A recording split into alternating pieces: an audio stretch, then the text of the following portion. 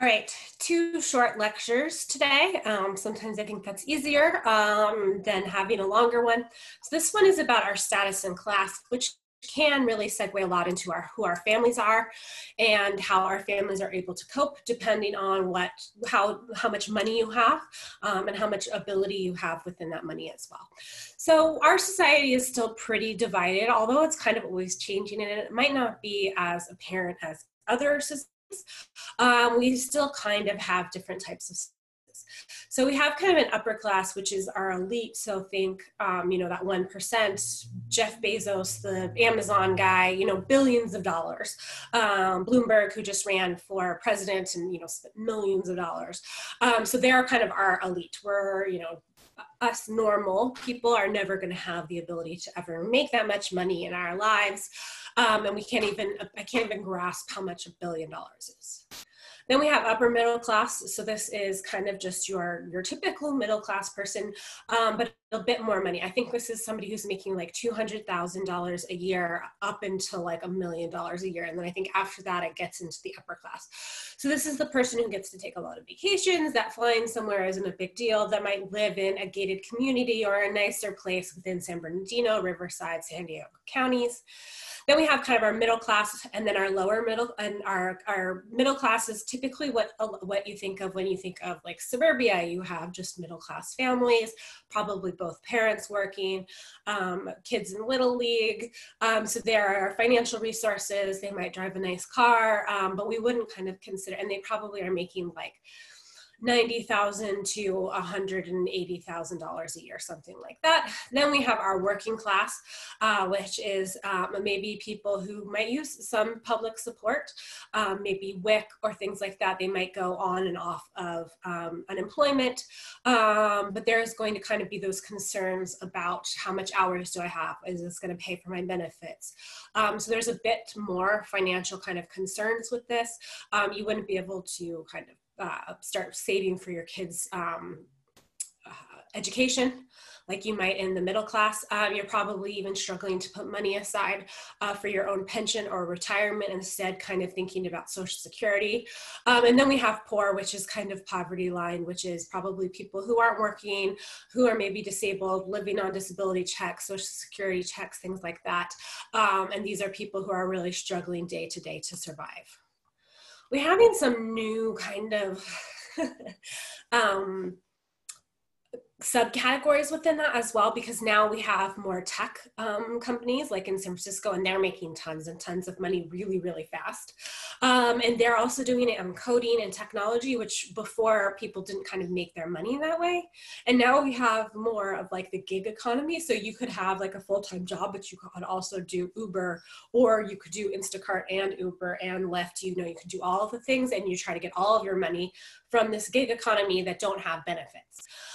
So that's kind of things that we're kind of trying to figure out. This is from Britain, but they have kind of the elite, they have your established middle class. So this is people who kind of have been middle class, will always be middle class, and their kids are going to be middle class. We have affluent workers. So this might be people who are coding engineers who have kind of latched on to the tech industry and are starting to make kind of a lot more money, a lot more fast. Then we have kind of a technical middle class.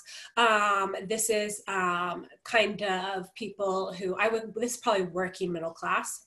Then we have service workers, gig workers as well. So things are now starting to change. We've gone over intersectional identity before, but I don't think we added class, socioeconomic, or cult into this.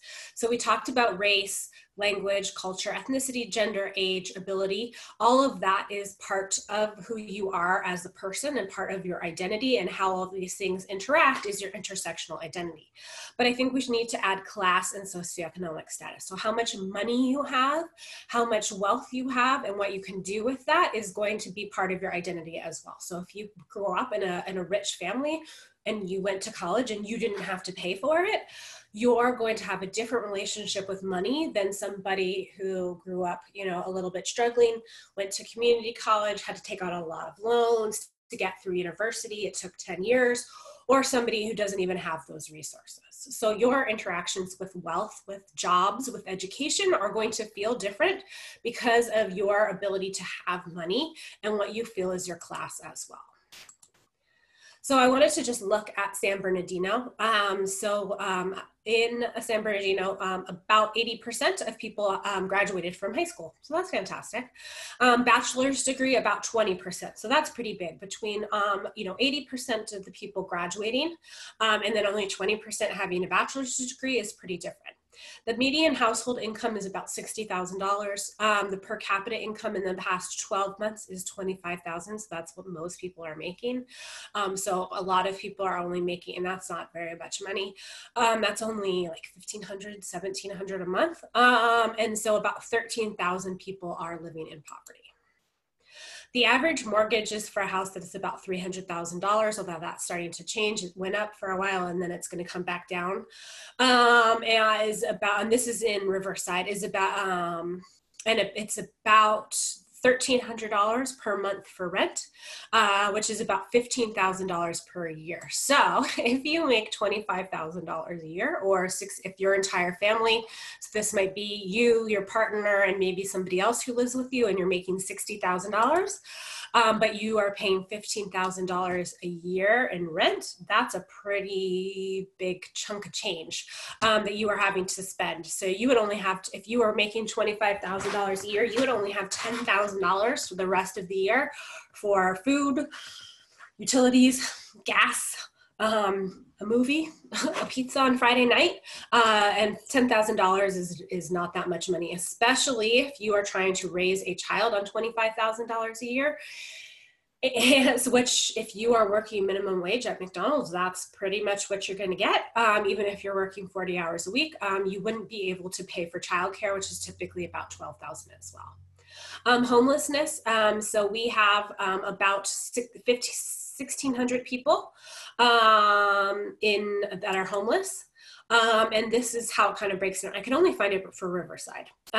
So these are numbers. So we've got 119 in Hemet. I feel like it's a little bit more. San Jacinto, 31 as well. Riverside has the most. Norco has the least, and Calamisa, Wildomar, places like that. So Riverside's quite rural and also quite suburban at the same time. So it's interesting to kind of see these types of numbers as well. So we have quite a few people living on the streets, 1,600, and then we have about 700, almost 800 who are living in shelters.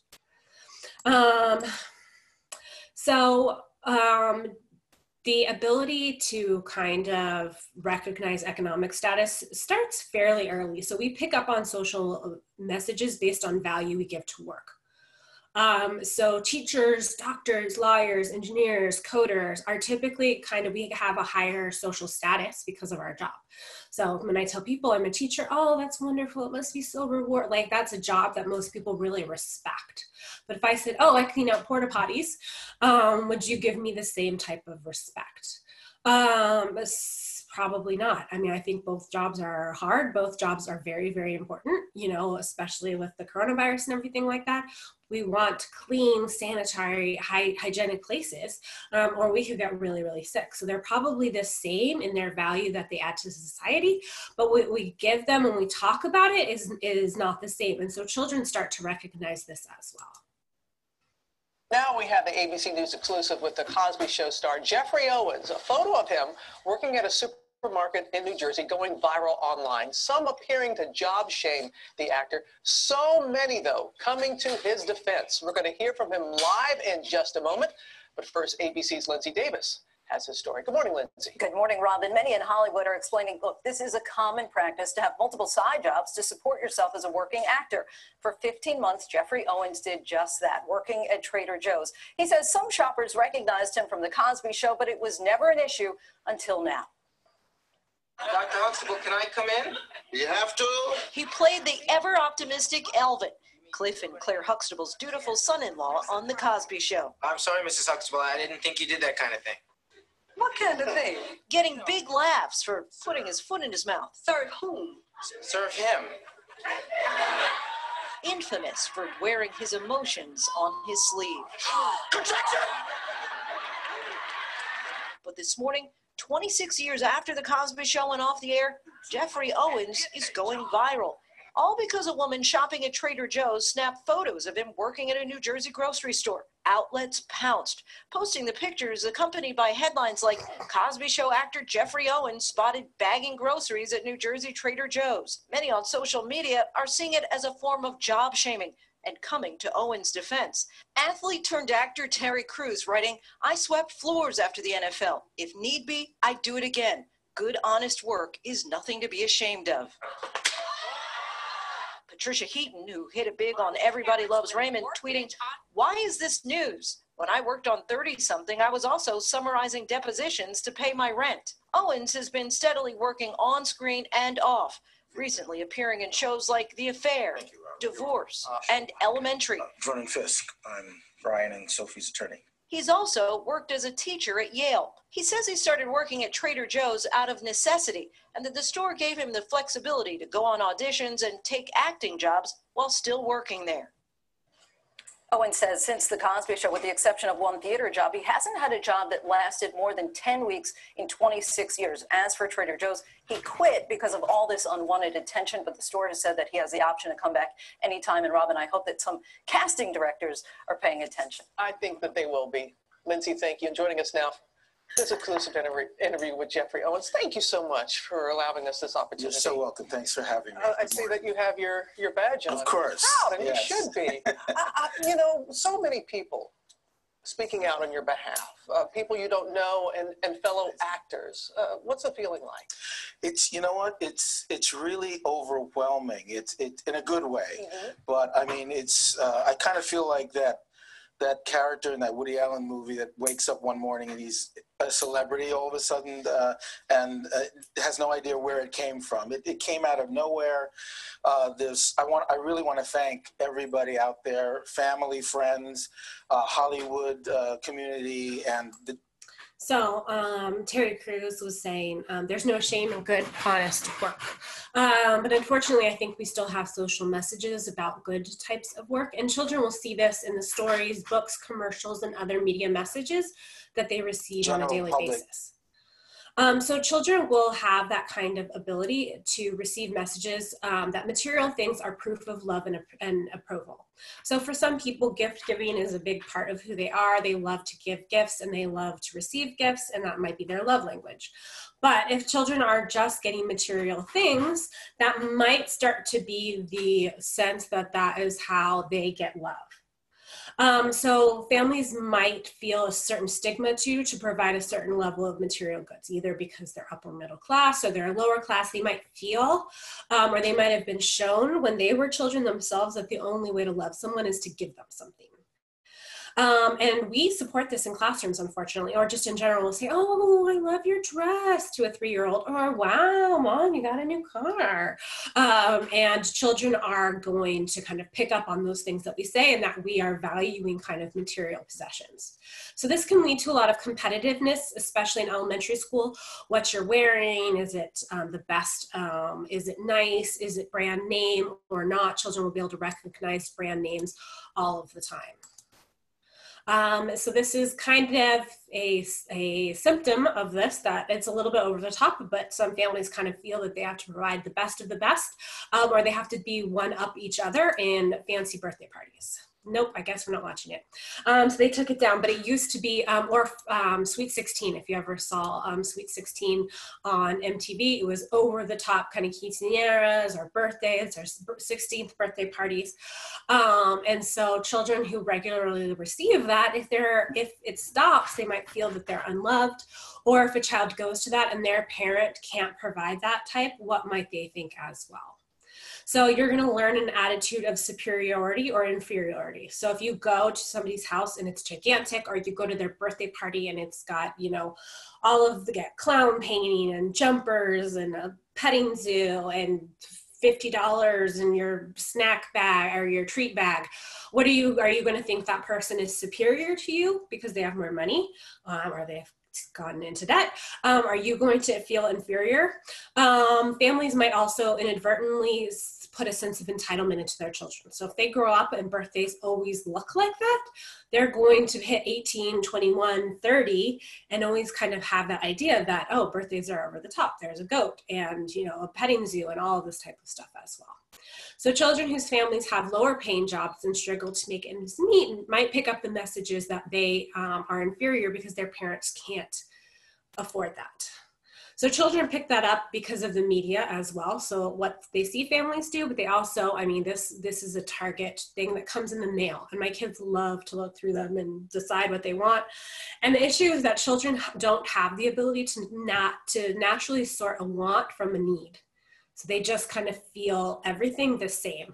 So this kind of Teenage Mutant Ninja Turtle will feel like a need to a child when it's to us very obviously a want. It's not food, it's not shelter, it's not love, which is what you need to survive. But for a child, it's going to feel like something that they need. So if a family gives children everything and all of this, that can lead to all of their wants feeling like needs. So they won't ever learn what's a want or a need if they get everything given to them, and that's kind of where entitlement starts as well.